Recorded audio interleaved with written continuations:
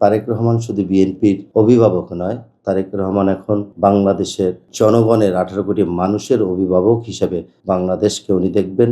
বাংলাদেশের 25শে ডিসেম্বর ঐতিহাসিক প্রত্যাবর্তনের মধ্য দিয়ে তার সকল ষড়যন্ত্রকে উনি নস্যাৎ করবেন। বিএনপির ভারপ্রাপ্ত চেয়ারম্যান জনাব তারেক রহমান বাংলাদেশে তার প্রিয় মাতৃভূমিতে দীর্ঘ 17 বছর 3 মাস পরে তিনি স্বদেশ প্রত্যাবর্তন করছেন। বিএনপির ভারপ্রাপ্ত চেয়ারম্যান জনাব তারেক রহমান বাংলাদেশের বিগত ফ্যাসিজমের সময় তিনি বিদেশের মাটি থেকেও আমাদেরকে ঐক্যবদ্ধ করেছেন।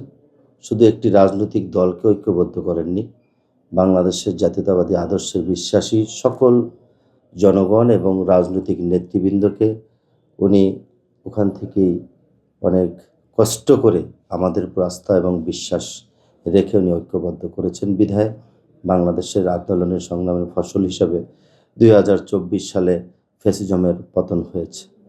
ফ্যাসিজমের পরিবর্তনের পরে এখন বাংলাদেশে উনি আসবেন, এটাই স্বাভাবিক। বাংলাদেশের মানুষ এবং বাংলাদেশের সকল রাজনৈতিক দলের নেতৃবৃন্দরা মনে করে যে বাংলাদেশ এখন একজন অভিভাবকহীন অবস্থায় আছে। টানা তৃতীয়বার অর্জন করেছে দেশের সেরা সুপার ব্র্যান্ড স্বীকৃতি বসুন্ধরা টিস্যু।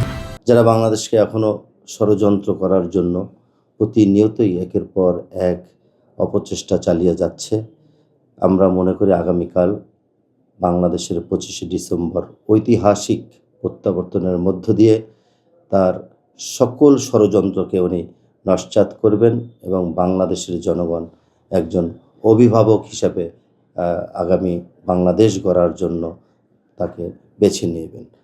এবং আমরাও তাই প্রত্যাশা করি তারেক রহমান শুধু বিএনপির অভিভাবক নয়, তারেক রহমান এখন বাংলাদেশের একজন জনগণের 18 কোটি মানুষের অভিভাবক হিসাবে বাংলাদেশকে উনি দেখবেন। সেই আলোকে উনি নিজেও একটি স্লোগান দিয়েছেন, সবার আগে বাংলাদেশ। এই সবার আগে বাংলাদেশ এই স্লোগান নিয়েই আমরা এবং জনাব তারেক রহমানের নেতৃত্বে আগামী বাংলাদেশ গড়ব। আগামী বাংলাদেশ যেই দেশ পরিকল্পনা উনি হাতে নিয়েছেন দেশ গঠনের, সেই পরিকল্পনাকে আমরা বাস্তবায়ন করব, এটাই আমাদের প্রত্যাশা। আমরা রাজনৈতিকভাবে অনেক লক্ষ লক্ষ মানুষের মহাসমাবেশ করেছি। ওই মহাসমাবেশটি করতে যেমন আমাদের অনেক কষ্ট করতে হয়েছে, কিন্তু এইবার আগামীকালকে ঐতিহাসিক দিনে আমার নেতা জনাব তারেক রহমান তার প্রিয় মাতৃভূমিতে প্রত্যাবর্তন করবেন। এটা নিয়ে আমাদের বেশি একটা কষ্ট করতে হচ্ছে না, কারণ জনগণের সাধারণ মানুষ, বিএনপির সমর্থক এবং বাংলাদেশকে যারা গণতান্ত্রিক বাংলাদেশ হিসাবে দেখতে চায়, তারা উদ্যোগে বিভিন্ন সংস্থা বিভিন্নভাবে তারা নিজের উদ্যোগেই সেখানে উপস্থিত থাকবেন।